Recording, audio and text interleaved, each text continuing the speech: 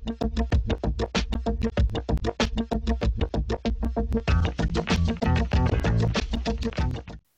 want to take a few moments and talk about how live view can really help you learn how to shoot better with your camera. Now, it's not a mode that I use frequently when I'm working with my camera, but when I have time to slow down and in setup shots, live view can be very helpful. And as I just mentioned, it can be very helpful in kind of learning what the changes of aperture will do, and it also will help shooting in manual mode be not so scary, because I know some folks are scared by that. So here is the T4i. We're looking at the back of it, and then the live view is currently on, and it is focused on a little Star Wars Lego minifigure there. So I'm in AV mode currently. You can see that in the top left corner. It says AV mode, and on the dial, AV mode. If I'm not shooting in manual mode, AV is my second choice, because usually what you want to control most in your picture is that depth of field. There are times where TV mode works, and of course, if I am driving down the road and I suddenly see a moose on the side, I'm going to switch probably to P mode so that I don't have to think and can easily get the shots off before that disappears into the woods. So there are uses for the different modes, and that's how I generally approach them. So the T4i with a 50mm 1.4 on, but I'm shooting at 1.8. You can see my aperture right here. So when you're in AV mode, the camera does all of the other adjusting for you, all being actually in this case just really the shutter speed is the only thing. And so you can see that as I change the shutter speed and half press the shutter button, the shutter button, so you can see my shutter speed changes. So it is keeping a balanced exposure. And this right here is your exposure meter on the back of the camera. And when that little dot is under the center, the camera believes, to the best of its ability, that your exposure is correct. Now there are times where you may want to adjust that exposure and say, well, that's a little bright. I actually want him to be a little darker. And in AV mode, you do that by holding down on the AV button on the back of the camera and rotating the dial to the left. And now you can see that that little nub changes, and this is where live view is really helpful. It simulates. See this little button over here? Exposure simulation that's now blinking. It is simulating what it believes the picture will look like, and it does a pretty good job.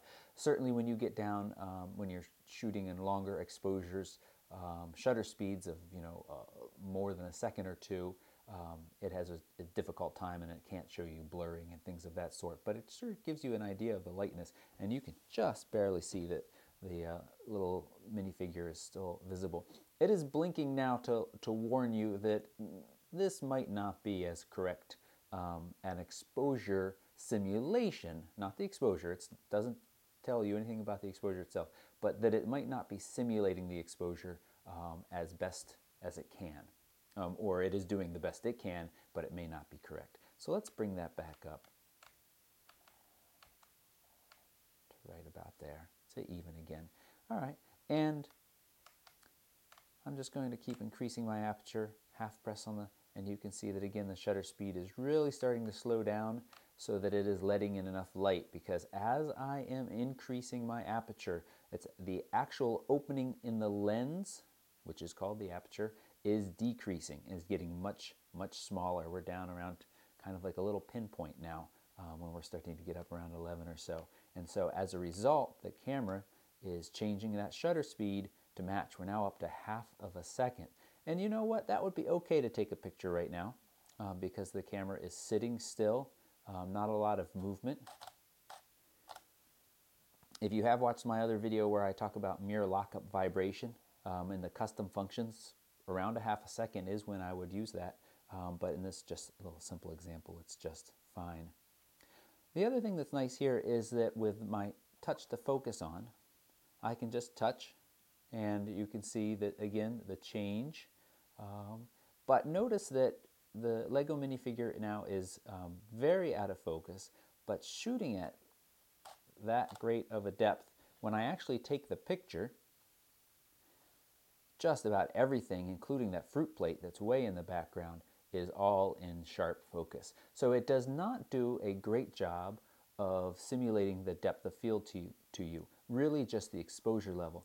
But there is a button, let me find it on the side of the camera. It's a little one, it's on the left side, that will, it is called your depth of field preview button, and it's hardly ever used. It's right in there, right underneath the lens release button. So, and that will take a moment to stop your aperture down to what you have it currently set at, and immediately you can see the result. See that difference? Pushing it, release. So, quite impressive. Let's go back all the way to 1/8 and take a picture.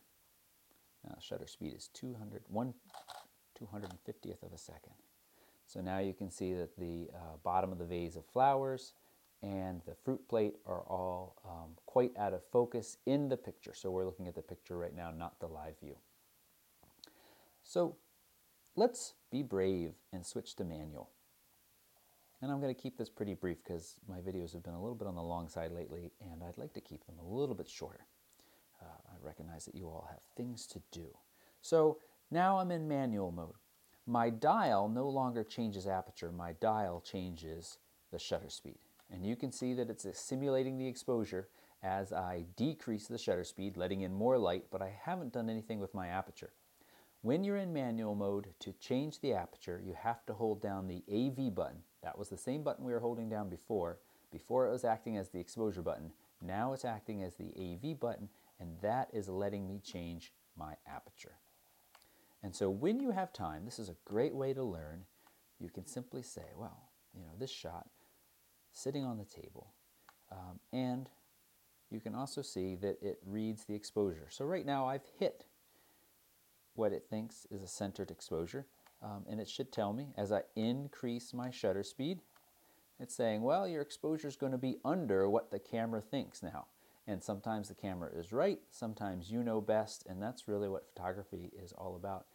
Knowing what your camera sees and knowing what you want the picture to look like. Remember, the camera is always trying to meter everything at about an 18% gray value. And so in some cases that's brighter than you want, in some cases that's darker than you want. So you need to use your smart brain and figure out how to adjust. And the easy way to do that is AV mode and change the exposure. A little bit more difficult, but more control is manual. But shooting in live view gives you all of that feedback and does a really nice job of it. So I hope this was helpful. If you have any questions about shooting in any of the modes on the Canon or Nikon, I'd be happy to answer those. Leave a comment down below or find me over on the Facebook page. Please come over to there and click the like button. You'll be updated on all my videos, blog posts, and giveaways that I do from time to time. So I really appreciate you watching, and if you haven't already hit that subscribe button, please do. Thank you.